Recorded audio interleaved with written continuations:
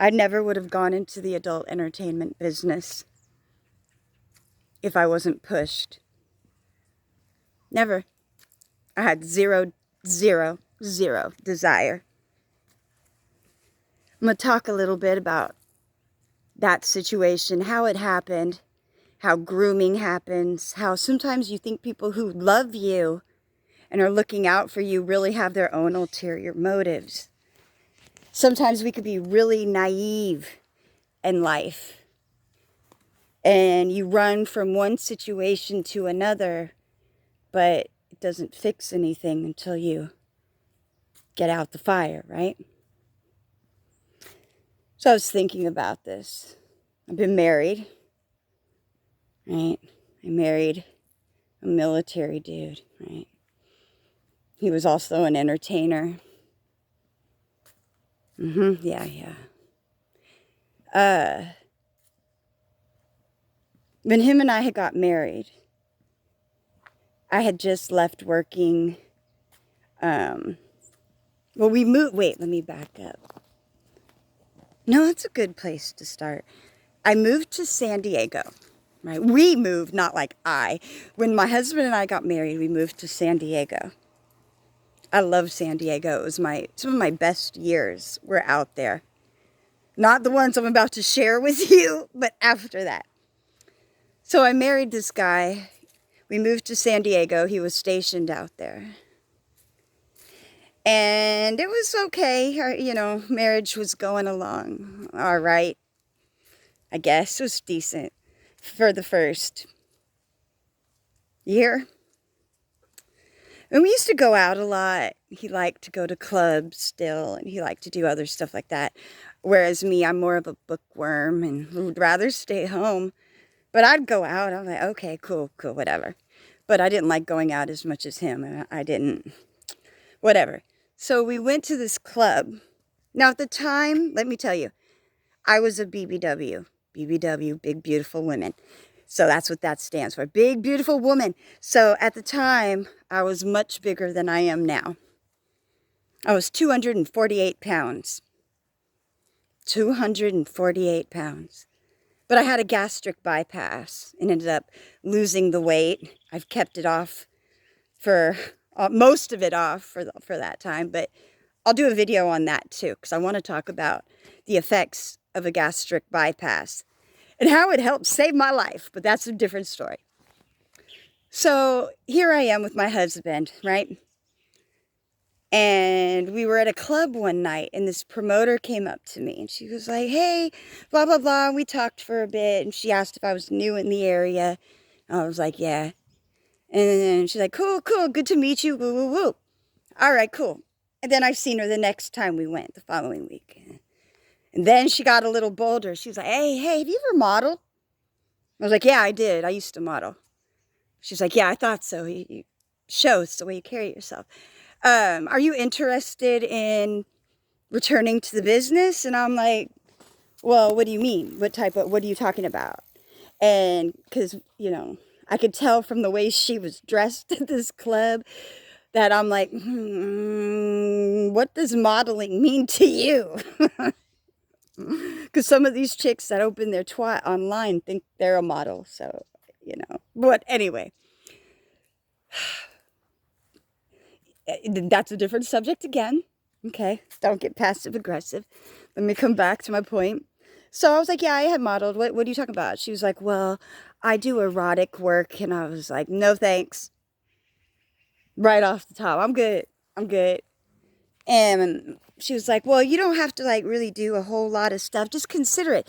It's just boudoir work, we make you look glamorous. And I'm like, okay. Yeah, right. Okay. So I put that aside. But my husband was like, what? Hey, what did she say? I was like, nothing I'm interested in. So I wanted to let it go. And I did. Until we seen her the next time at the club. And then she's like, hey. And my husband wanted to talk to her. Oh, tell me more. What is this you want her to... And I'm like, excuse me? So anyway, I somehow allowed my weaker lower self to be convinced by my husband, who had intentions of his own, to convince me, okay, you know what, I'm going to try this site. So I ended up modeling for this woman, and I joined her group. Now, this was before the Facebook, Instagram, and all this shit, okay? No. Nobody knew about her. This was shit you'd see maybe in the back of the store on the shelves, but you didn't, it wasn't like it is today, you know.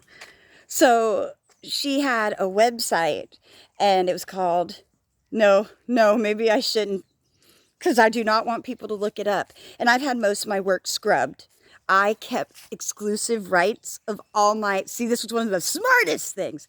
All my adult content, I had exclusive rights to it. Nobody had rights to it. So when I finally yanked all my stuff down, the shit belonged to me. So I was like, thank goodness. But there's still some stuff out there. But that's a different story. You know, magazine, that we'll get to that. We'll get to that. I'm deflecting a bit because this is a very, very hard topic. Very hard. So I'm bringing a little humor, I'm deflecting a little, but I'm going to keep coming back because I got to face the shit head on. So I'm sharing with you guys. Fucking A. So my husband convinced me, and it started off innocent enough. Lingerie photos posed on her site, which was something, something, something bunnies. Of course, it had the word bunnies in it. You know, sex. Just like a sex beta kitten. But it progressed.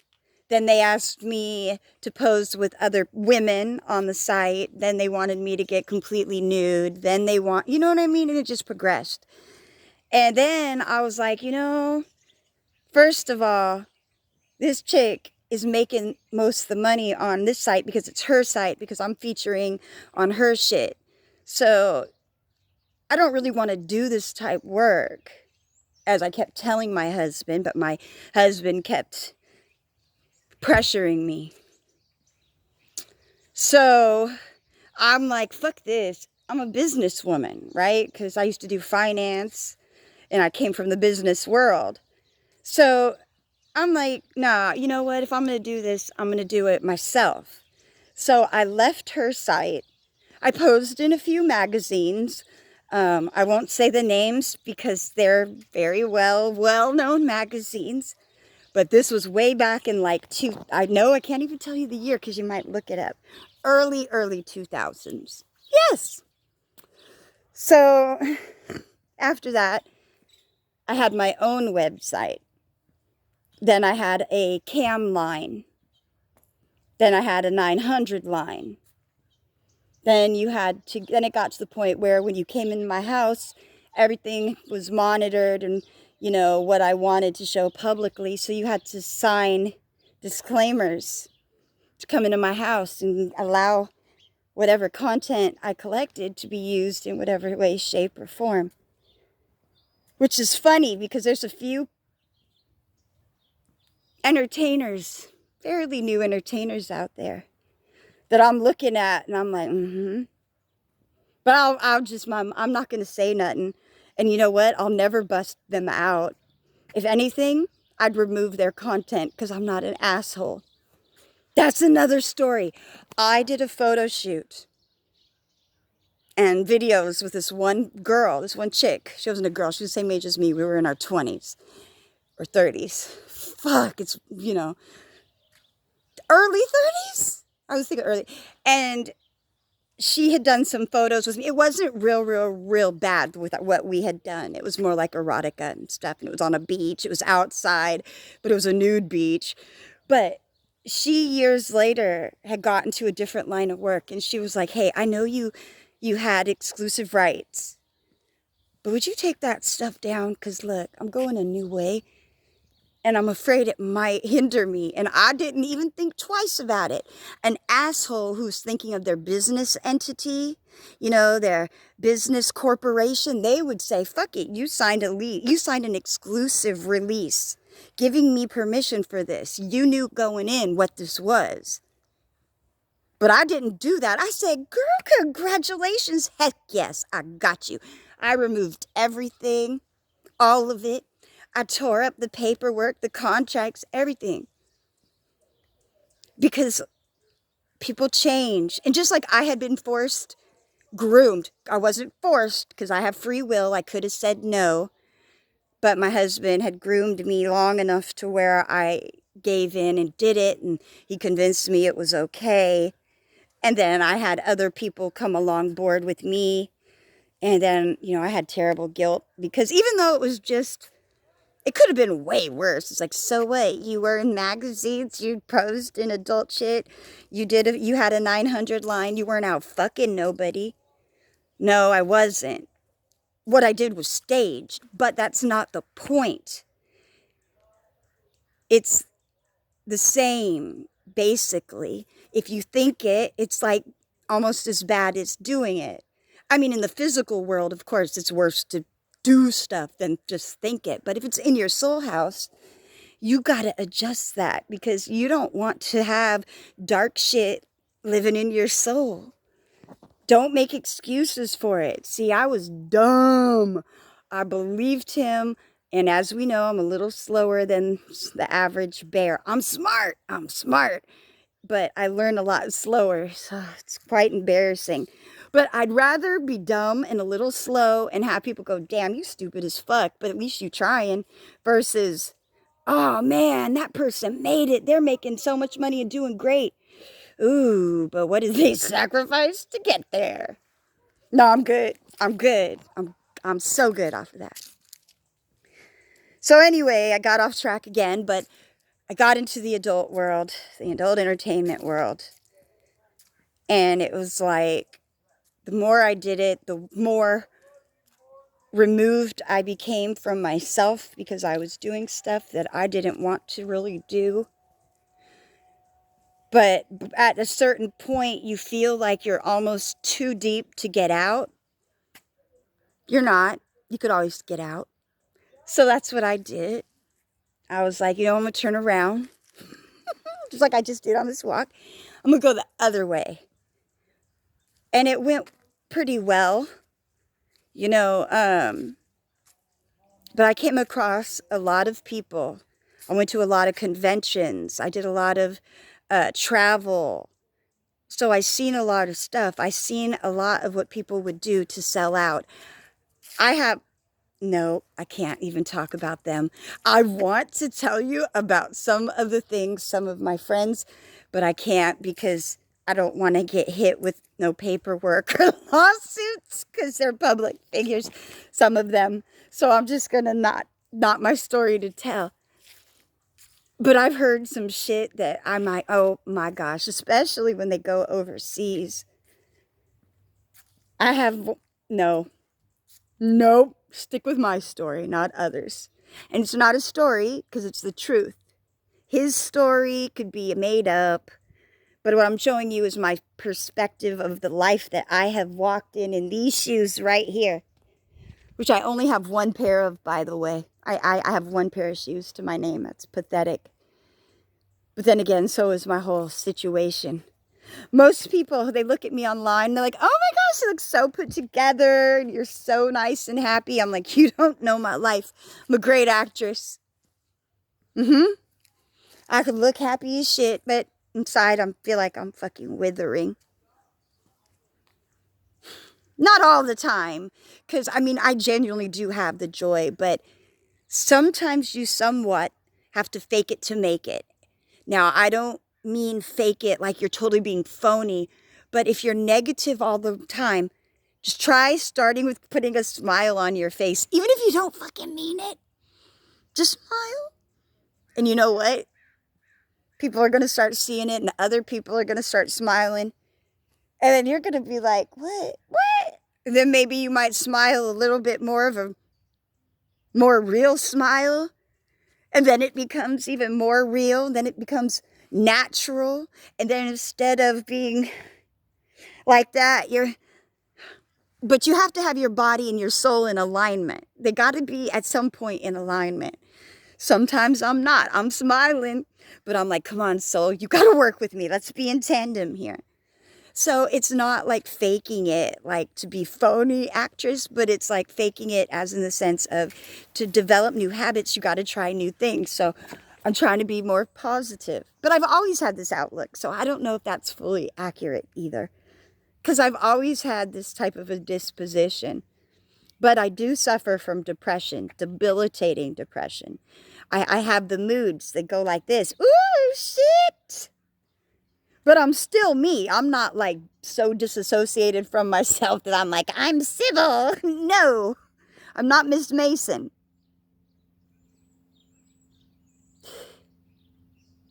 The movie, because her name was her real. And anyway, that's a whole nother story. I'm going to do, and I have started a review on that because I did a review on Sybil, who was, again, Miss Mason, that was her name, and what really happened with her, because it wasn't as the movie showed. But when I talk about that, of course, Sybil would be with multiple personalities. I don't have multiple personalities. I have multiple moods. I definitely have some type of chemical mood imbalance because one minute I'll be very contemplative, but I'm still here. And then I might be really sad because I may be remembering something that happened in the past or that I need to accomplish that I'm scared to do. So I'll be sad. But then I have to remind myself, no, have joy, be happy. You could be happy while even going through this. So then my mood changes from no, because I'm reminding myself, don't be so depressed. You got to lift yourself up. But then eventually my mood drops again.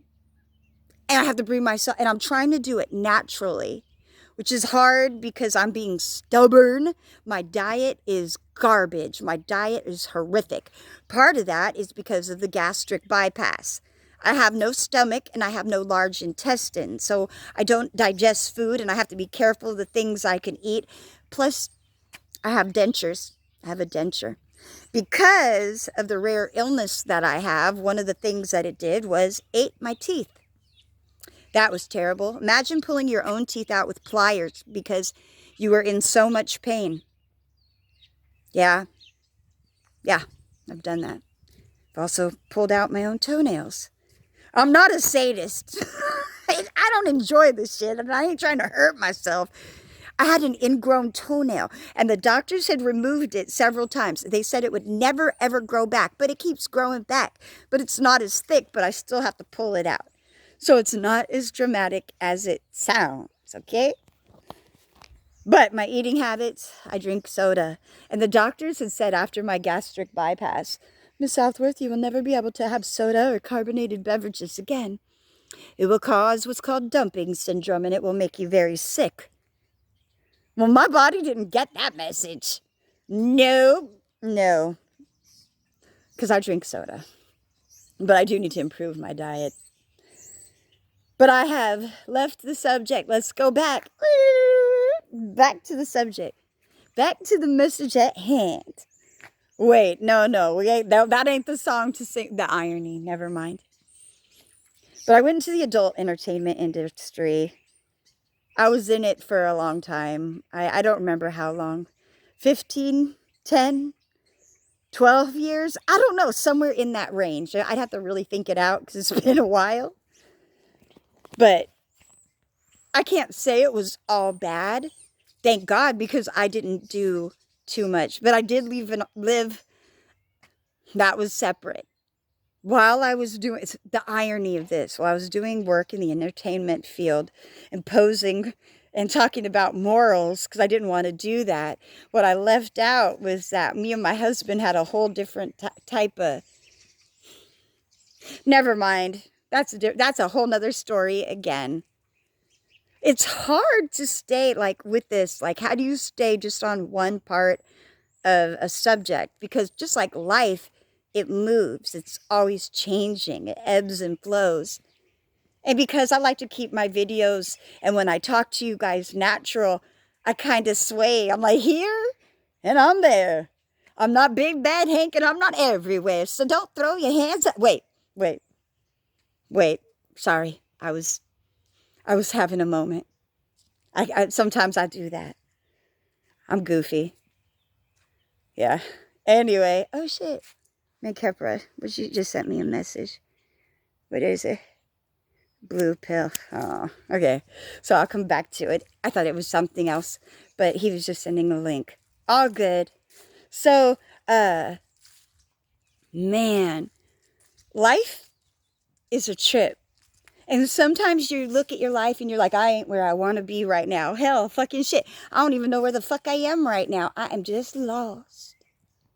I'm lost. It happens. You can be found. Thank goodness. Just like today's eclipse over Shepherd Island near Solomon. I bet he's good. The shepherd. So change. Gonna make a change, right? Yes. That's what we're gonna do. See, take today, because today is the eclipse, which happens in Ophiuchus, the 13th constellation. So take this time to refocus you on you. Refocus your goals. Put your sights on something that you want to do and stick with it. Stick with it. You're exactly where you're supposed to be right now. I know sometimes it feels like, ah, fuck, I'm lost. I don't think I'm supposed to be here. But you are supposed to. Everything is a learning experience. We're in Earth School together, you guys. We are all learning together, and we're here to help one another. I know I got some trolls, and they don't really want to help me too much, but some of them actually do help me. Some trolls do. Because here's what'll happen. Sometimes a troll will send a message and it hurts my feelings. It really does. And for a moment, there have been a few where I even cried because I'm weak. My heart be like soft because I take it personal. Like, is it true? Because I will really think about it. If somebody trolls me, I will really think it out and say, okay. Is there any truth to this? Is there even maybe 1% truth to it? Is there something I could learn? Because a lot of times when people don't like you, or they're irritated, or they appear like they don't like you, or they're irritated with you, or they say comments that are kind of rude, it's not always meant to be mean or negative. It's meant for you to see yourself. Maybe they see something in themselves that they're projecting onto you, or maybe they do see something on you that they are trying to bring to your attention. So I don't always get like mad at my trolls like, oh, I hate you. I don't hate anybody. I really don't. I have had trolls become friends because a lot of them are pretty smart. A lot of people out there are smart, and they make smart ass comments, not necessarily meaning to be a dick. It's just different backgrounds, different lifestyles, different speech, context. Things get lost in translation, especially online. Depending what mood you're in is going to determine how you take the message that was sent to you at that time. Doesn't necessarily mean it reflects the truth of what was meant behind what they said, but that's how you perceived it. So you got to be careful with that. Don't assume. Don't always assume. If you're a negative person, don't think that every person that talks to you is meaning negative towards you. It's just you're used to negativity, so you think that's what others are going to give to you. So if you're a positive person, when people give you negative comments, don't always take it as, oh my gosh, I'm terrible. I must be. Take it as, okay, let me take a moment and just acknowledge what they're saying. Because if they generally took the time to say it, they said it for a reason. Either to help themselves to feel better at your expense, or to help you grow. Which are you going to take it for? So, I don't know. That's just me. I don't know. I don't know a whole lot of people who think the way I do. I think I'm kind of an oddball. But that's all right. That's all right. But yeah, I ended up in the adult entertainment industry because my husband said, you want to do it? And I said, I don't want to do it. Sure you do. And I'm like, oh, I do. Somehow not, but I did. So don't let other people do that to you. See, sometimes you think people, just because they're close to you, or maybe they're your family or your loved one, you think that their intention is one thing when it may not be. Sometimes it's another. A lot of times people are looking out for themselves. They'll have ulterior motives for why they do what they do. So you got to be really cognizant. You know, you got to really have discernment, which is something I lacked for a really long fucking time. Discernment. But I'm getting it as I've been going through my deliverance. The discernment has been coming, and I can see it a little easier now.